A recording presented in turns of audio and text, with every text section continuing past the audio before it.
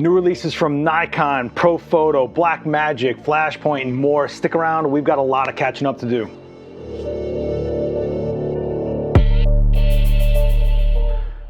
What's going on, everyone? Seth Miranda here. This is Adorama Rewind, and I know it's been a minute, but I'm hopping on here because we've been busy cranking out a ton of videos because a lot of stuff has been coming out, so there's definitely stuff to talk about, and a bunch of stuff we're going to talk about. I'm in some of those videos, so trust me, it's been kind of crazy here at Adorama TV, so if you want to check out more things that are coming out, don't forget to hit subscribe and the bell so you get notified when we put out more videos. But for now, let's jump right into this and blast through it because I got to put on this AC. It is ridiculously hot here in New York, so let's get that air conditioner back on.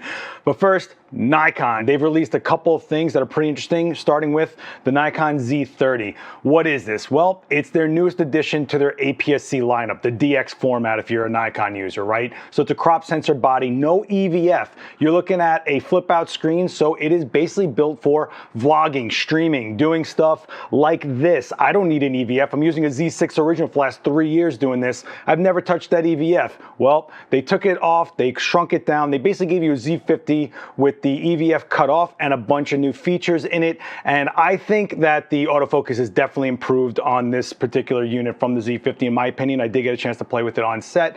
We have Anya Auntie actually trying it out, doing a bunch of stuff like doing time-lapse where you get both stills and video recording in one shot in the camera. Also able to take stills while you're filming yourself. So if you're a vlogger and you just need a quick thumbnail while you're filming without interrupting the video, you take a shot, you're done, you got it, it's over.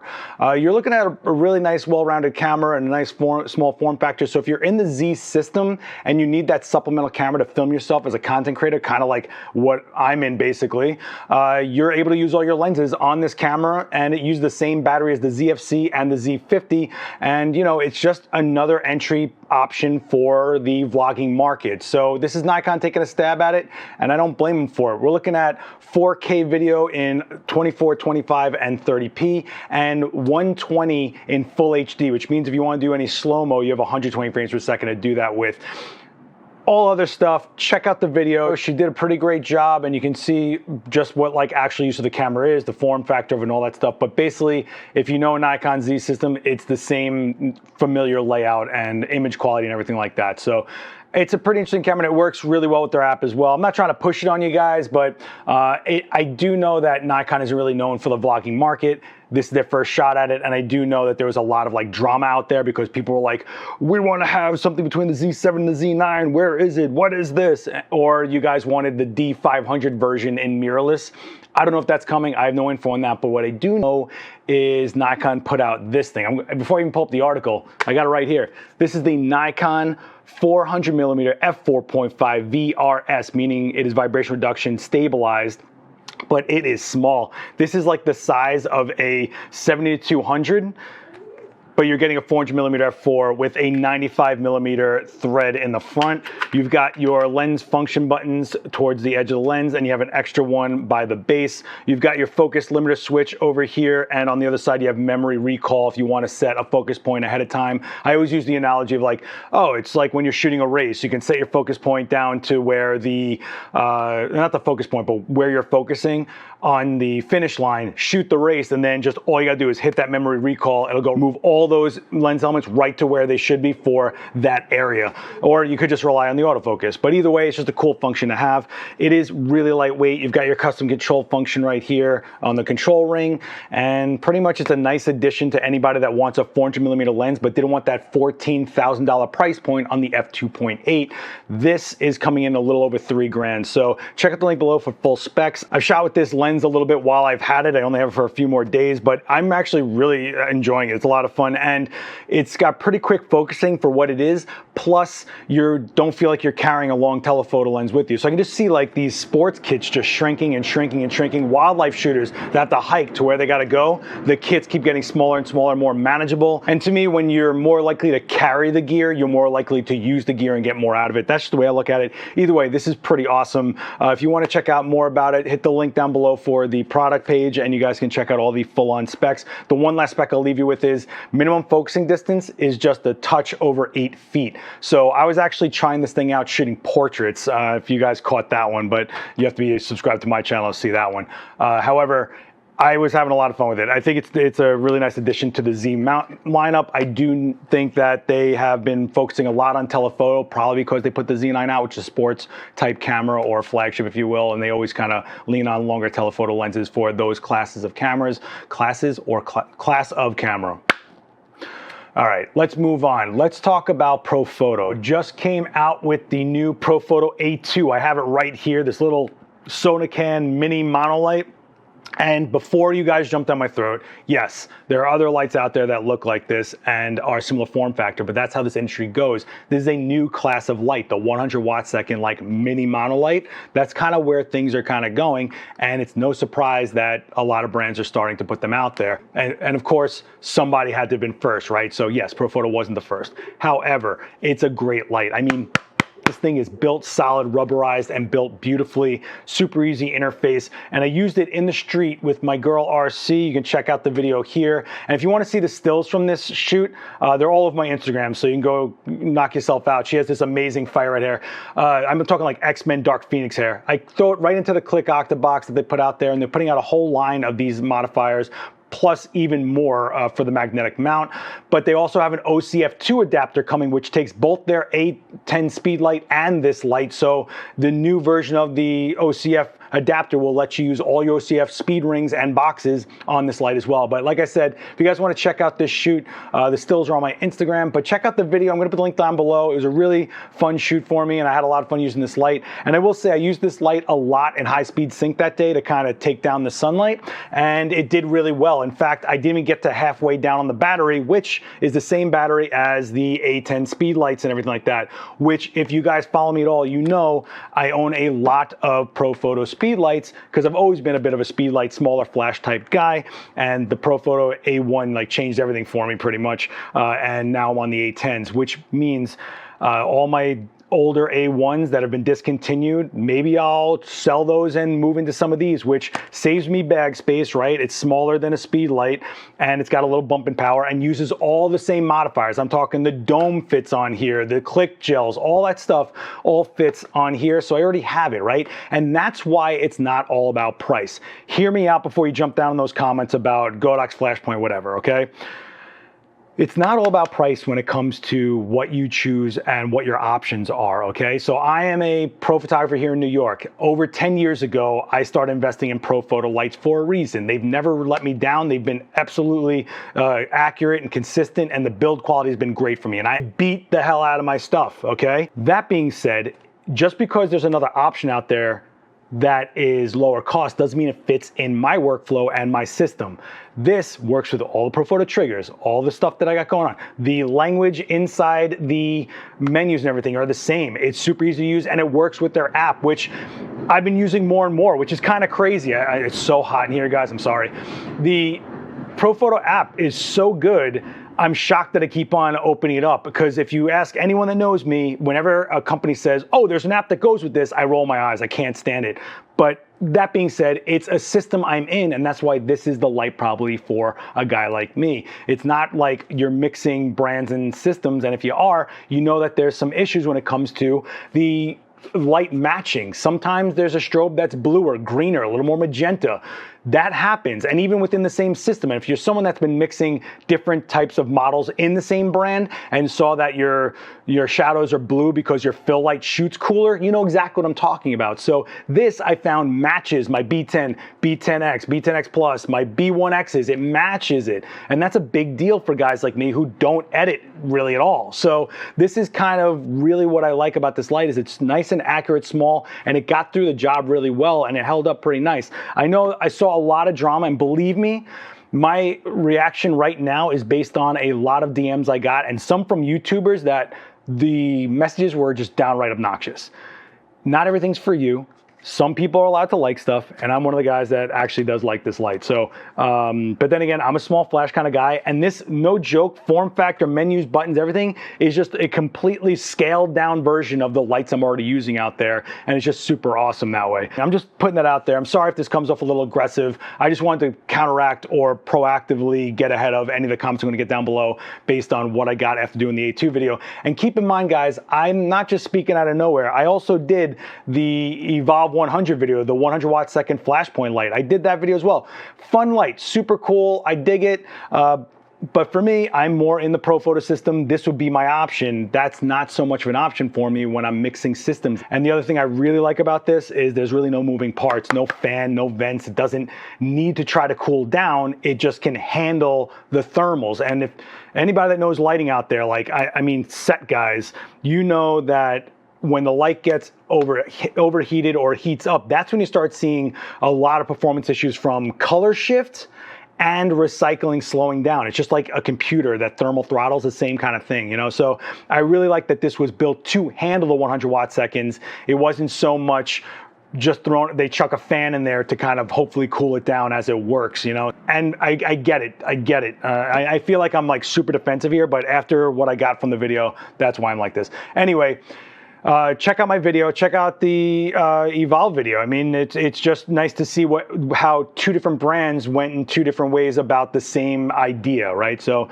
go check that out. And as far as people commenting that like it's a copied design, well, are you kidding me? Like when the A1 came out, it was the first round-headed flash. All of a sudden we started seeing a bunch of other round-headed speed lights pop up there and no one talked about that, right? When a design is making sense, brands move towards it and make their version of it. It's just what happens out there, guys. Like there's no like, oh, they're admitting that they were right. Like, no, they just are seeing things and they're seeing where the audience also wants things to go and they act towards that. I mean, it's kind of nuts. The other thing they put out was the new Profoto Connect, and I did a long, in-depth, like, user manual video on it, okay? So you guys can check this out on Adorama TV right here. I walk you through every screen, every function, every reason for whatever, and talk about where it might be going for the system. So do me a favor and check that video out. If you're in the Profoto system and you've been like kind of tired of the older remotes, trust me, this is a nice update to it, especially if you're in the newer system, like the B10s, the B10 Pluses, the A10s, this new A2, anything with Bluetooth in it. It's a really nice addition. I do understand the frustration for the people that are in the older lights. Like myself, I own a bunch of B1Xs. I do understand the frustration. If you want to learn any more about that remote, I mean, it's fully fleshed out with chapters for you to skip around. Go check out the video, links down below. All right, sticking with strobe, let's talk about the new Flashpoint ring light, right? So, hey, look at that. You get a 200 watt ring light attachment for the Evolve 200, which means you do have to connect it to your Evolve pack. You see it right there, and you're able to have a ring light. Now keep in mind, this is going to be dependent on the diameter of your lens if it'll fit, right? So just check the specs on that before you go all in on it. And also keep in mind that if you're in the States, Flashpoint is basically the Godox light with the warranty for this country. So if you're looking to buy this system or in this system already, consider looking at Flashpoint if you're in America, because you're just going to get covered with that warranty. Just a little heads up on that, that's all. All right, let's talk about Blackmagic, because yeah, they kind of slid one out the door too. It looks like they put out a new version of the Pocket 6K. So it's the same Blackmagic 6K pocket camera that everybody loves out there, right? But you're getting a couple of extras in here. You're getting an adjustable touchscreen, you're getting better battery life, and you're getting the ability to put an optional EVF in here. Let me head over to Petapixel to show you this. So you can see up top the optional EVF that you can actually click in there if you want it, which is really nice when you're out there in the sun, or if you're someone that's used to shooting mirrorless DSLR, you're able to use in that same fashion instead of just the screen. Also, if you cage it in a weird way and you can't get to the screen, or if you block it with a battery or whatever, you're still able to use the EVF. And you know, the articulating screen is always nice to have, right? Especially if you want to pivot away from the sun or put it in a position where you can see it. It's like, you guys know what's up with adjustable screens, and the battery life. So if you've been looking at the Blackmagic 6K, this might be the way to go, because it's kind of the update to it for right now. It looks like the G2 they're calling it, but it also has some new 12-bit gamma curves in there that you find in like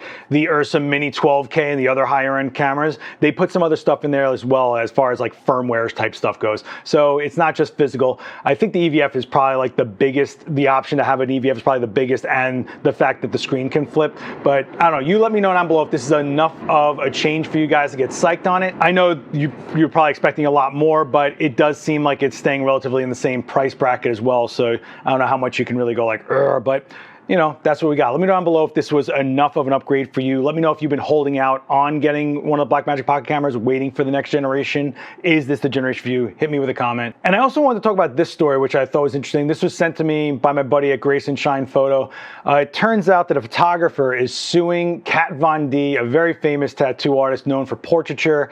She did a piece, which she's done a lot of portraits, and a lot, I mean, hundreds of thousands of tattoo artists out there have done portraits based on a photo, but this is a portrait of Miles Davis. She tattooed it on someone, and now the photographer is suing Kat Von D.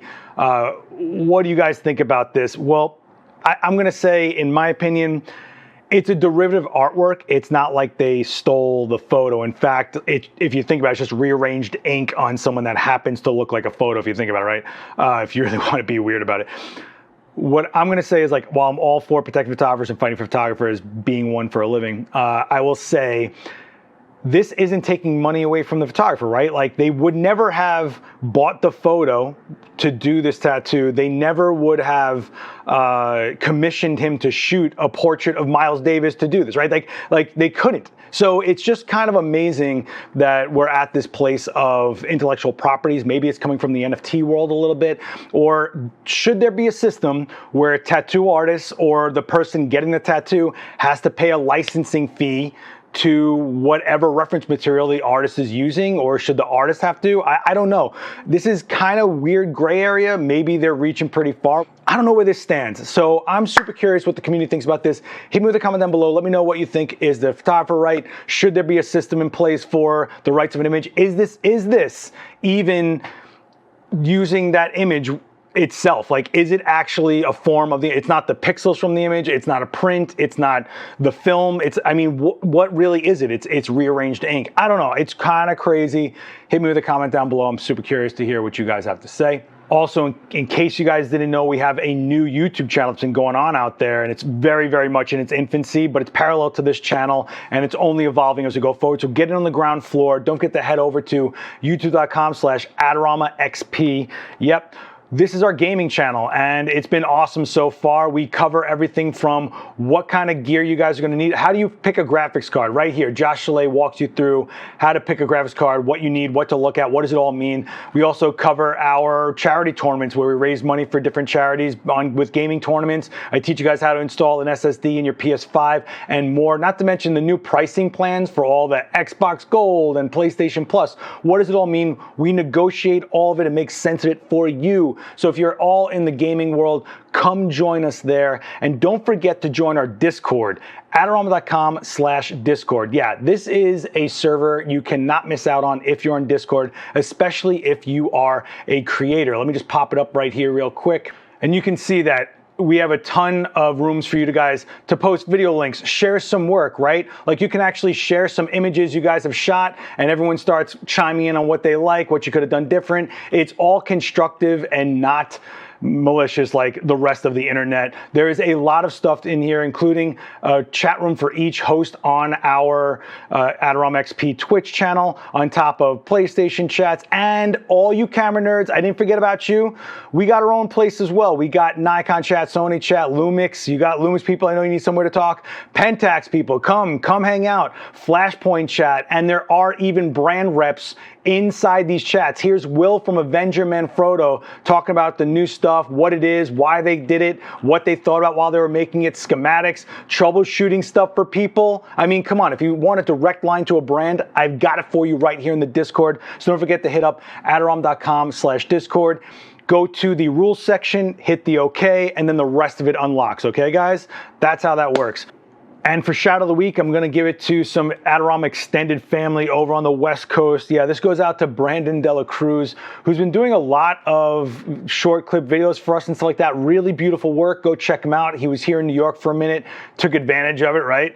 Picked up a new Sony for himself and got to work. I mean, this guy is really putting out some really, really beautiful, cohesive, tight stuff, and a good guy overall. Go hit follow on that guy's page. I promise you will not regret it. For question of the week, I'm gonna kind of dial it back to that Kat Von D tattoo thing, but kind of make it more broad. Where do you guys think the line is as far as intellectual ownership of something that we create nowadays? I mean, we're just throwing pixels everywhere, it seems. And I think that's where the NFT world came from, kind of not just like the stock trading aspect of it, breathe, but like the idea of we have to find a way to own what we've created. Well, I don't know where the line is for you. So let me know down below, where do you think something is fair use and where do you think it's actually owned by the creator? I mean, we've even seen a lot of stuff happen with Instagram, where if you put it on Instagram, technically you've thrown it out there into the world and anybody can kind of use it. But then we've seen lawsuits go both ways, in favor of the photographers, in favor of the people that jacked it. So I don't know. Let me know down below what you guys think as far as where is the line on ownership of the creative properties we're creating these days, all right? All right, I'm gonna leave it there for now. Thanks so much for hanging out with me, guys. Don't forget to hit like, share the video around, hit subscribe, plus the bell so you can notify when we put out more videos like this. We put out at least 2 videos a day, so do not miss out. We have a lot of channels going on out there. So if you're new to this channel, hit subscribe, become part of the family, all right? We're at 1.6+ million for a reason, I promise you that. All right, my name is Seth Miranda. You can follow me to all the stuff right here. If you want to see some of my shots from the A2 on my Instagram or check out my own YouTube channel, go for it. But for now, I'll see you guys next time. Later.